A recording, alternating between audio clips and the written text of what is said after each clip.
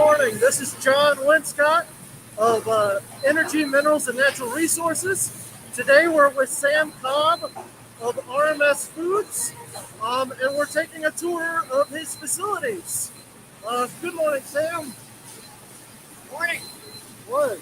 So could you tell us a little bit about the energy efficient improvements you've made? Well, everything we do is based on trying to conserve energy. This building is a building within a building. The exterior has R30 insulation in all of the walls and ceilings, and then the interior panels that you can see are all polyurethane foam panels that have an R40 insulation factor. So as you can see from standing here, this particular room we maintain at 45 degrees during the manufacturing process. And of course we have another storage area, freezer, that we maintain at -5 degrees continuously. So we do that in order to ensure low bacterial counts with the product, and so temperatures are critical to us. One of the first things that we've done as technology has improved is the addition of LED lighting. In the old days, people used what was called a sodium halide light, and it put off a tremendous amount of heat. So we have replaced all of the lighting fixtures inside the plant with LED lights that generate considerably less heat, create a much brighter work area for our employees. And so that's been a major renovation that we've done over the last few years. And then also, as we'll discuss later, we have installed a solar collection system on the roof of the building. It does two things. It not only collects the heat from the sun, which typically would be displaced on the building itself, but it absorbs that, which reduces the overall building envelope heat that we have to remove from it. And then we also get the benefit of the solar electricity, which currently we have that, and we're producing that at a lower kilowatt cost per hour than what we pay the local utility provider. Oh wow, that's amazing! And I'll just try to give you a good. I will try to give you a good look at what we're dealing with here.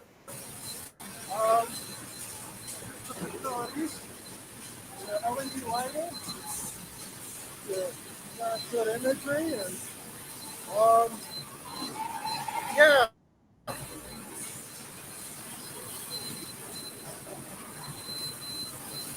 And I'll kick it back to you, Felicia, and we'll meet you back at the office. Great. Thanks, John. All right.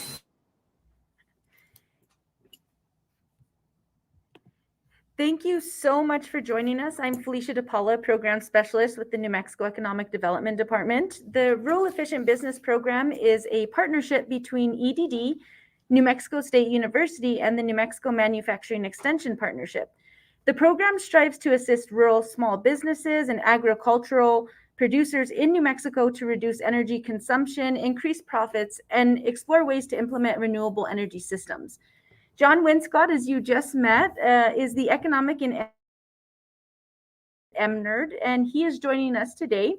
We're excited to be live in Hobbs, New Mexico, and we're currently at RMS Foods Inc. building. So as you just saw, we tried to provide you with a live tour of some of the on their building to increase energy efficiency.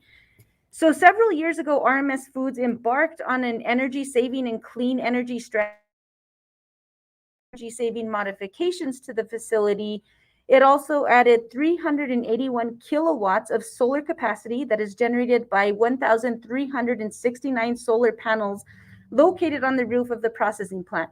And that is initially where we wanted to do the interview, but Sam said it would be way too hard to get up on the roof just to show the paneling. So RMS Foods is an exclusive manufacturer of plant-based foods for Kraft Heinz Corporation. The company operates out of a 100,000 square foot refrigerated facility and has 150 employees. It is one of the largest plant-based burger producers in the U.S., producing over 35 different products. So we're here today with Jennifer Grasham, President and CEO of the Economic Development Division in Lee County. And we will also be joined by owner Sam Cobb, who owns RMS Foods. So thank you so much for letting us join you. I'm going to share my screen, other computer. So thank you so much, Jennifer. Can you tell us a little bit about what your role is? Development Corporation of Lee County has as its mission to diversify the economy of Lee County, in addition to oil and gas that we have. And RMS Foods is a fantastic part of that diversification. The idea that we can have food manufacturing here in Lee County and provide this product across the world is amazing. And so that's what we wake up every morning working to do.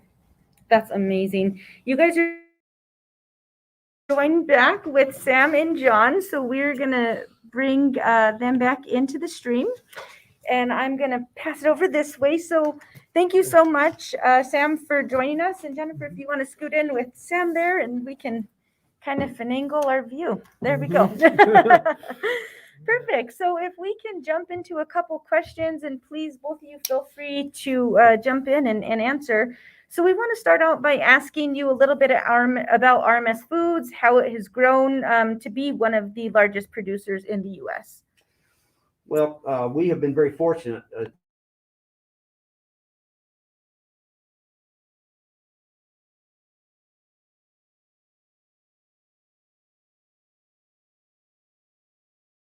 We have continued to.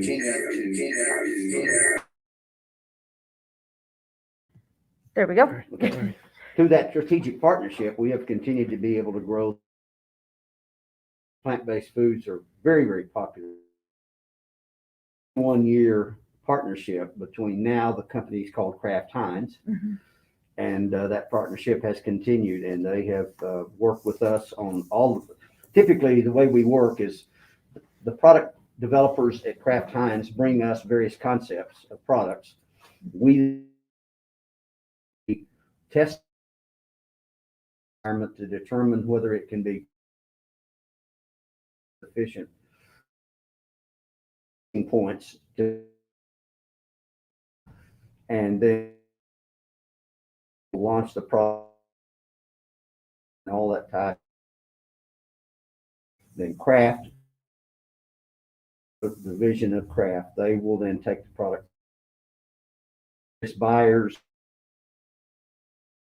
the retail types of folks, and they by those buyers, and you see the product. Walmart's, different states, and we also the Canadian. He is our RMS Foods.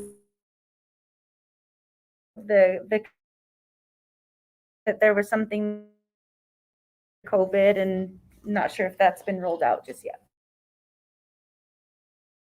To move out of a logistics when the in terms of that affect. In fact, consumers are consumers during the pandemic. Our product.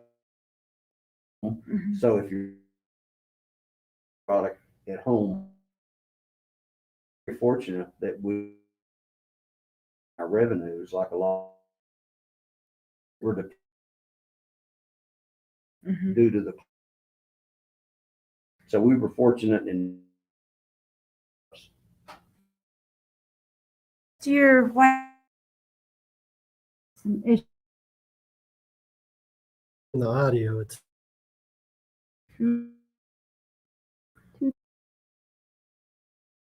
I'll take 5G. I got it. 5G. No problem. So, guys, Yep. Just a little bit of.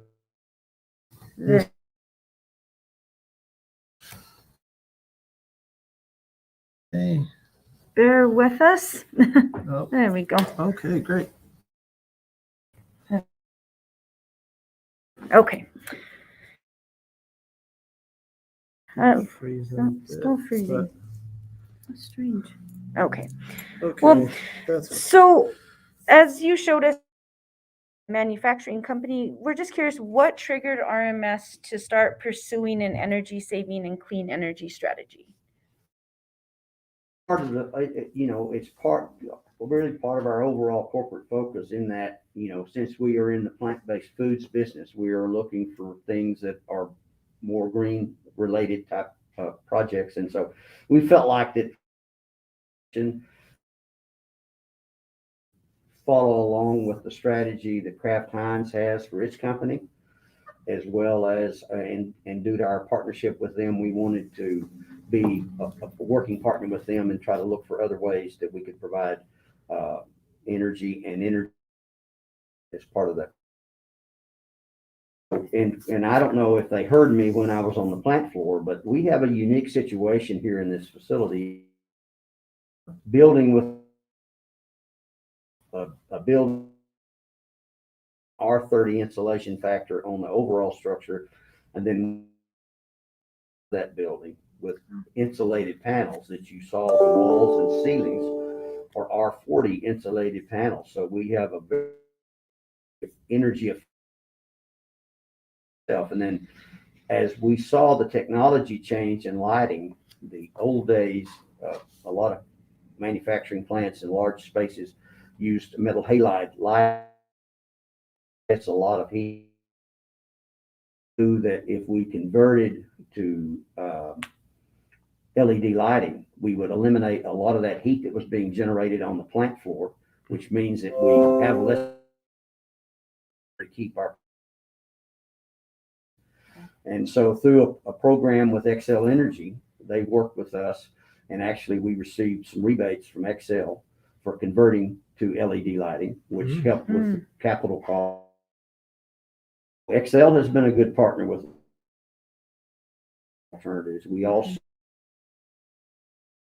use a lot of and energy that create less demand when we a lot of demand on the grid. So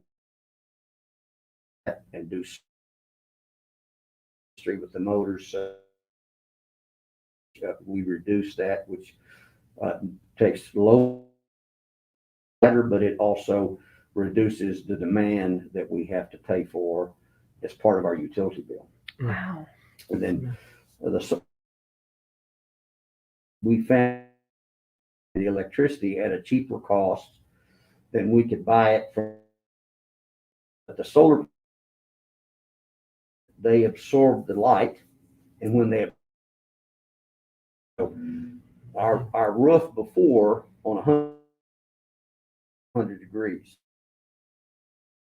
since they absorb that light under the panels, it will maintain a temperature of about 70,000 square foot building. From the exterior, from 100 degrees to 70 degrees, the positive impact that has on how much refrigeration and electricity we need to cool the interior. 70 degrees for the office areas and 45 degrees for the processing areas. And then, of course, our storage freezer that we have we in that freezer year round. Benefit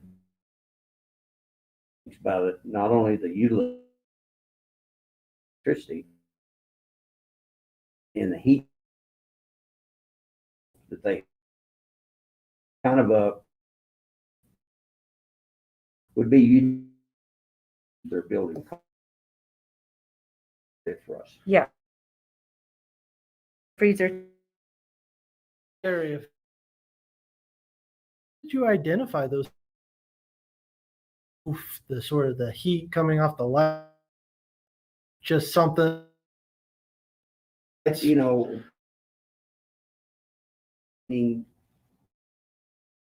temperatures. You're constantly looking, whether it be in the equipment that emit operation, those types of things, reduce that heat load, because the more we can reduce it, and the less energy we need. And when did those get installed? The first was in 21 panels were, and then because one of the things that led us to that, we had a period of time, that natural gas got over $12 an MCF, and so charges when they sources of energy to produce the electricity, those costs are passed on to the consumer, and in our case to our. That's what really drove it, was the high cost of natural gas in the 2014, 2015 time when oil got well over $100 a barrel. And so we started looking for that as an opportunity to reduce our overall cost. And so it was a substantial savings for us in terms of our monthly utility bill. Absolutely. And then because of the benefit that we saw and the fact that we are able, through the contract that we have on the solar panels, we're able to lock in a fixed rate for the next 30 years. And so we know that the cost of energy, regardless of where it's sourced, whether it's from fossil fuels or alternatives, just if you put a simple inflationary factor on the delivery of that, we're going to see an increase in the cost per kilowatt hour over the next, and these rates are locked in for the next 30 years. So we felt like that was a wise investment for us to make. Absolutely. And as someone, or as a business that was just putting solar panels on their business for the first time, were there any challenges that you were not aware of when you sort of started that endeavor that you wish that you were aware of? Or no, quite honestly, we worked with a company called Solaire, and Solaire, the gentleman that owns that company has a partnership with a Spanish investment group. And so the Spaniards, quite honestly, they're about on the same line as you look across the globe as New Mexico is. And so Spain has been well into solar development for a long time. And so they're very knowledgeable on that, and it was well engineered. And quite honestly, other than a couple of minor components that we've had to replace over the years, it's been really a trouble-free, maintenance-free project for us. Well, that's terrific. And I mean, everyone's aware of sort of how the modifications like LED lighting and solar panels can lower your monthly bills and help the environment. But what are some other unexpected benefits of your clean energy strategy? I know you've already talked about how the solar panels are keeping your roof cool, but is there anything else that comes to mind? Not quite honestly, I couldn't tell you of anything at this time that other than we feel like that for this particular area of the United States, I see solar continuing to be.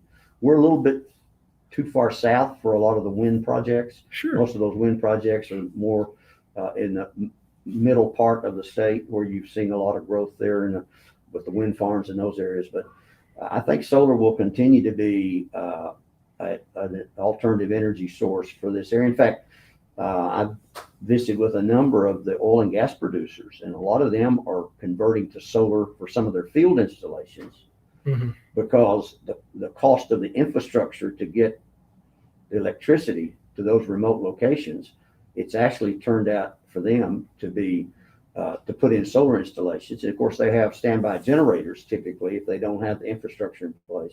They have standby generators in case there's something, but a lot of them are taking a look at solar, especially for remote locations for their own oil and gas operations. That's incredible. And that kind of transitions into our next question, which was, it seems like you're kind of a clean energy leader in the area. And I mean, have other businesses, like rural businesses, maybe not even necessarily oil and gas, reached out to you to kind of get your opinion and technique? There's a number of my friends and associates here in the area experience with solar, and of course there are certain economies of scale. I mean, quite honestly, it's difficult, at least in our estimation, scale the return on investment becomes not as favorable Sure. unless you have certain economies of scale as it relates to the capital cost Yeah. versus what you generate. So. Mm-hmm. And Jennifer, how have you seen this impacting the economy in Lee County overall? Have you seen a big impact, or is it just slowly transitioning in? I think there's some transitioning in, and I would be remiss to not point out that Sam's leadership with solar, with LED lighting, we see that in things like the new vocational high school CTEC, using solar panels and using Sam's connections to think through and incorporated. The Boys and Girls Club even reached out to Sam, and that's those ideas were brought in. And so what RMS Foods has done for the community in this space and in lots of other spaces, we owe a big thank you to Sam and RMS Foods for that. That's amazing. Yeah, that's an interesting aside. As Jennifer and I worked on as part of the design team for that facility, and not only does the solar provide an opportunity for the school district to save some money, and again they will get the same fixed rate as I've done through the company they're working with on their cost of the generation, but it provides a learning experience for the students. So it will give them a pathway that people can go and learn about the installation and the operation of solar energy projects wherever they may go. Hopefully they will stay and do it here in our area, but it will give our high school students an opportunity to make that part of their curriculum. And that's going to be part of the curriculum that will be as part of our CTEC program is solar energy. That's amazing. That's right up your alley. Do you have Yeah. any questions about that? I mean, it sounds like it's in early development, but I'd love to sort of follow up and learn more as it gets going. Absolutely. Yeah, our new vocational high school is going to be able to educate 700 students. It's a partnership between the Permian Strategic Partnership, which is 19 of the world's largest energy producers and energy service providers. Also, the other capital partner is the J.F. Maddox Foundation. The city of Hobbs is a capital partner, and the Daniels Fund out of Denver, which Bill Daniels was a native of Hobbs, New Mexico. And so his fund also has made a capital contribution. That's going to give us, we're working on a curriculum right now for the different pathways for the students. They will be able to start that at the 9th grade, and by the time they finish high school, they will be certificate based. They won't have a journeyman's license in electricity, but they'll have various certificates, and then they can move on. If they want to go to college and get an electrical engineering degree, they can, or if they want to go into the workforce in the electrical field or the other pathways that we are developing, they will have those certificates, which will give them better opportunities for better wages. And it also gives our local employers a better workforce, more educated workforce. And for Jennifer's purposes, as she goes out and tries to recruit businesses that are maybe not dependent on the oil and gas industry, we have the ability to leverage that workforce training along with our economic development activities. So if a business decides to relocate to the area, we can basically have them a trained workforce by the time they could get their facility built. So that's the long-term strategy for our community, and the reason that we have invested in our vocational training program. And then on top of that, New Mexico Junior College has one of the best vocational training programs in the country, and certainly in the state. So they can further that education either as an employer-sponsored program, or they can go as a student and get into that curriculum and even further that even to a greater extent. That's amazing. That sounds terrific. I mean, how long has this idea regarding the vocational school been in the works?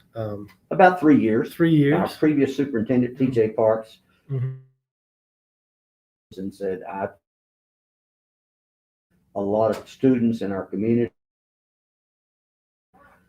go follow an ad. They lose interest in school. And so as a result of that, we decided that we would provide this other pathway. Sure. And the kids can still go eat. They can do both. It's not like you're bound to one or the other. Yeah. But if even if you want to continue on and be a teacher, Mhm. knowing how electricity works, or knowing how a diesel engine works, Sure. or an internal combustion engine works, makes you a better consumer. Mhm. For nothing more than that. Even if you choose to be in something that's not particularly in that field, that knowledge will last you for the rest of your life. Yeah, and it just gives your community a great advantage to have that school Right. working and getting those students out there. I guess, I mean, you've tackled so many things here at RMS Foods already regarding your building envelope, solar panels, LED lighting.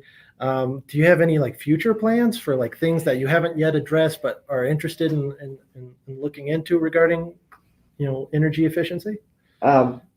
Yes, we're looking at some different types of motors, variable systems. The compressors run new compressors that will the demand that they. Sure. And of course, if they're PMs, energy are being used. So we're things are from a development. We're monitoring some of those trends in the industry. So in layman's terms, right? So for someone like myself, how many hours could your manufacturing company run just on solar? Until the sun goes down. So the full production is all solar from the time based. the sun rises until the sun Wow. sets. Now we're not 100% on solar. Okay. It augments our existing, because our demand is much greater than the demand that we have for electricity. We would have to have a solar field much larger than the 100,000 square foot facility we have here. So, and there's not enough real estate around the plant to do that. So, Sure. And is there any discussion of solar arrays that are going to pop up in Lee County or Hobbs? yes, there's a number of projects in the queue that people are looking at, substantial projects in the 80 and 100 megawatt classification that would take up 12 or 1,500 acres. Wow. So there's a lot of those things going on. And with the current energy policies at the federal level and what they're proposing in terms of tax credits and some of those types of things, that is continuing to encourage investment in wind and solar. Amazing. And we have a lot of real estate here Yeah. that can be utilized for those types of things. Yeah, it was my first time out here, and I was like, "Wow, there's so much room." A lot of miles between towns in the southeastern part of the state. It's been a long drive since 5 this morning. So unfortunately, Susie couldn't make questions because I know that you guys have been working together for so long, so she's more versed with what you do. One of Susie's questions was, "What is the company's approach to training and development?" We're utilizing a lot of the internet-based. I think one of the things that forced us as a result of the pandemic is to do that. And where you go and are part of a large conference or you go to on-site training, I think we'll continue to do that. And so we have implemented that in a lot of our training programs, internet-based training for not only food safety issues, and because, it's getting more and more complex all the time, with our food safety issues, allergen controls, all of those different things that impact a food processing operation. So we're doing that and training a lot of our quality assurance staff, maintenance staff. We're doing the same thing as we develop different types of drives and motors and those types of things. We're looking at not only internet-based, but then again, for us, I do some employee-sponsored training at New Mexico Junior College, where they have programs that are tailored for a particular application of automation and those types of things, and we will send our employees to get them updated on latest automation trends and technology. Wow. Another Susie question is, how would you describe the company culture? The company culture, we hope, I think if you ask my employees, they feel like that it's a second home for them. I mean, you spend more than half your life typically at your workplace.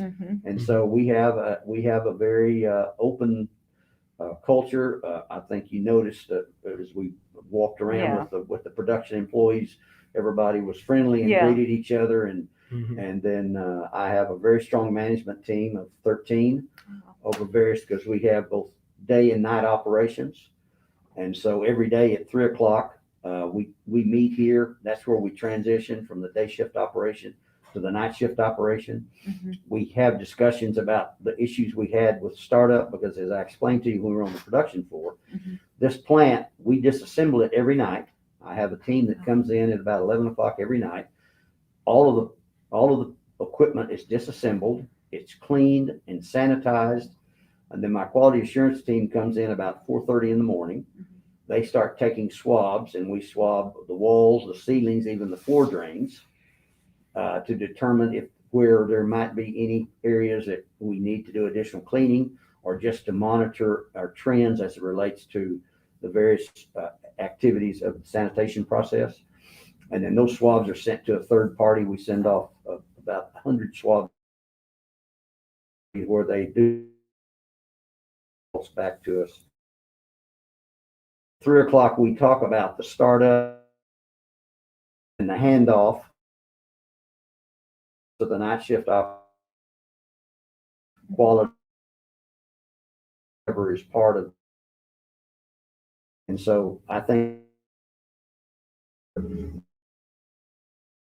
they have the ability, what and how the other departments can work together to is typically, or the lack where it has. Mhm. So typically you can get. Yeah, transparency is very impressive. This works, and Yeah. there, just the sanitation. I've never The been in safety a precautions, yeah, yeah.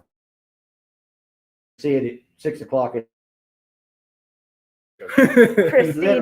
literally can eat. I'll promise you, our floors are probably cleaner than the typical kitchen counter. Wow. Yeah, I'm not believe it. surprised. Yeah, It's amazing. As many times as we sat in the car. I'll read the next Susie question. Challenge facing. We've been pretty fortunate. A lot of industries are having problems on the supply chain side. We've been Mhm. relatively fortunate on that. One of the, we have had, not to the extent that a lot of the other industries have, we've had some workforce issues. Now, we were fortunate. We were determined. We never laid. We were seeing some. Never had a period of time that. So, I think as we have seen where we so much people that have been entry level employees always have, Mhm. and so had a little more.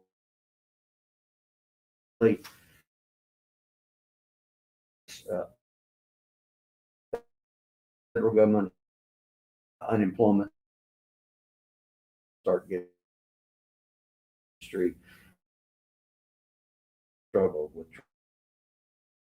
workforce. So I hope that locally, but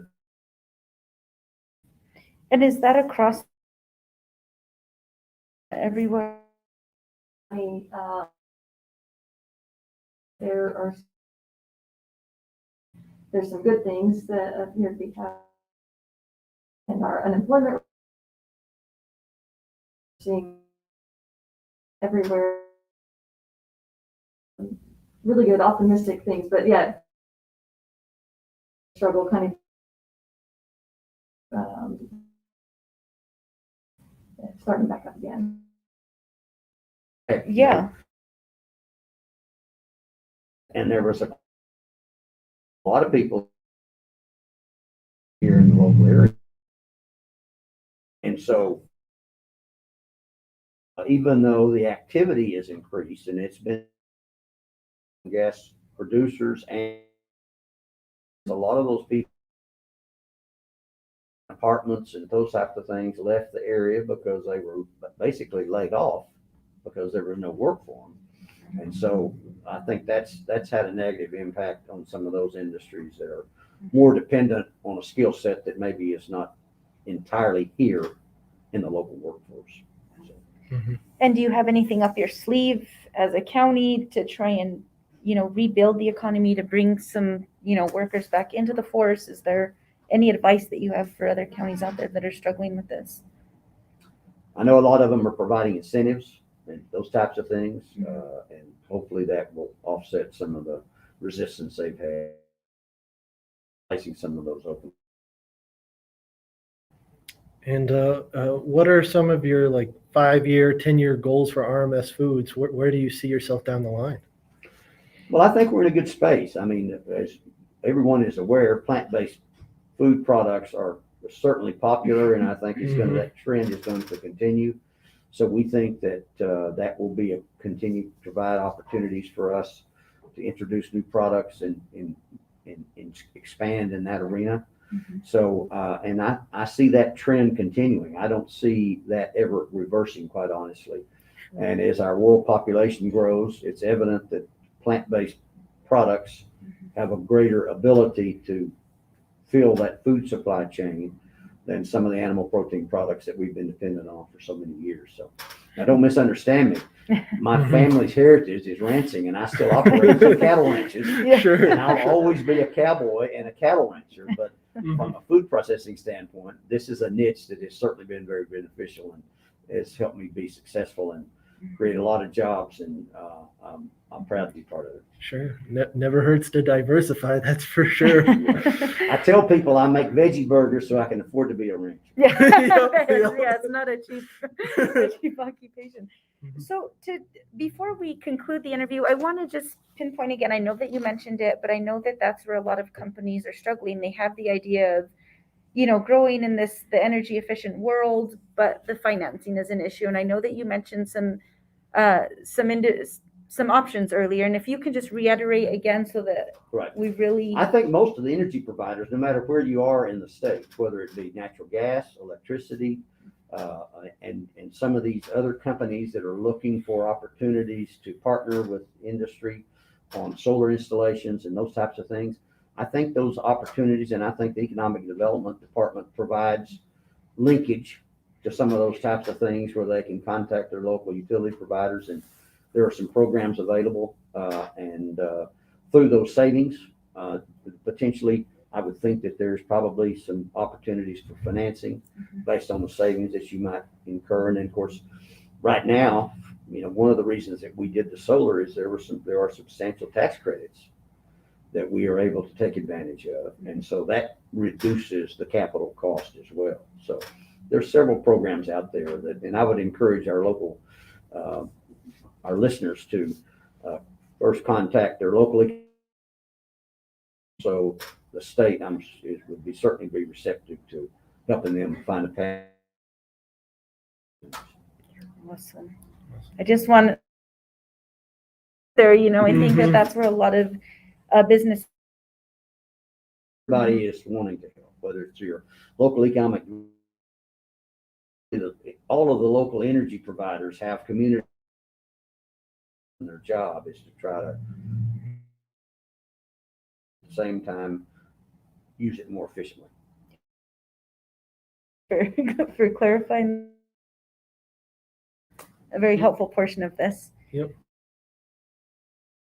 Sure. So finally, communities and businesses who are wanting to follow your lead, what are some resources that they can utilize to start the process? Well, and we just discussed that.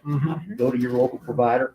Even the rural area, there are electrical cooperatives that are not Sales Grid, LECO, and the available where to their co-op. I would encourage them to contact their local co-op and see what might be available. And again, contact the state.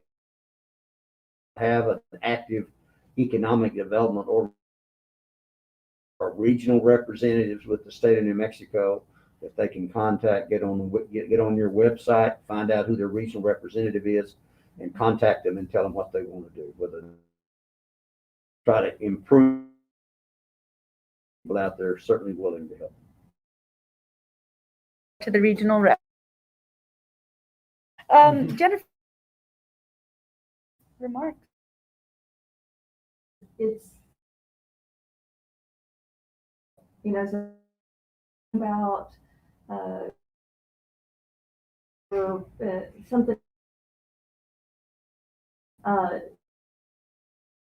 that really hope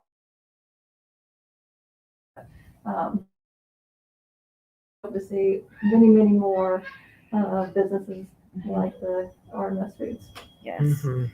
Well, thank you so much for taking time out of your schedule. I know that you both are super busy. I'm going to close up here with a quick PowerPoint, and thank you again, Sam and Jennifer.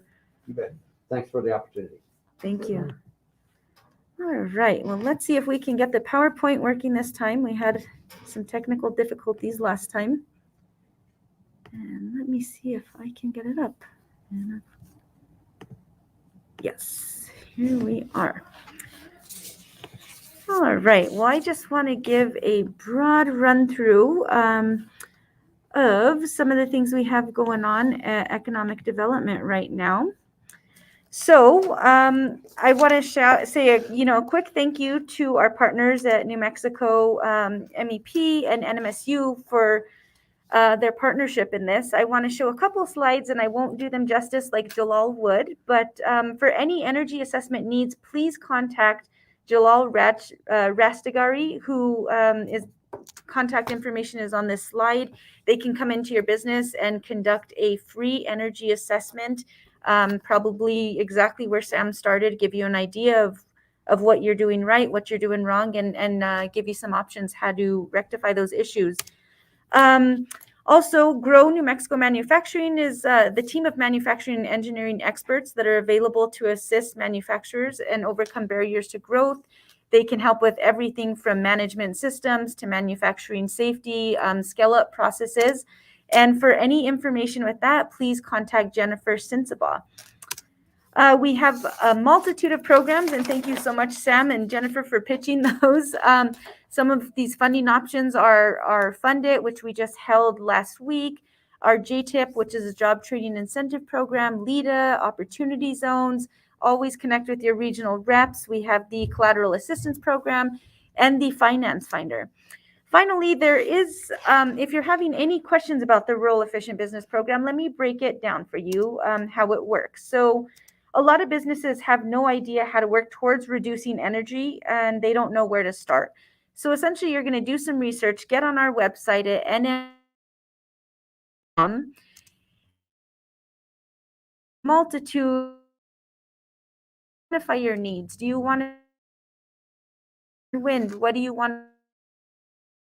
This is when you will reach out to us and be sources that we have.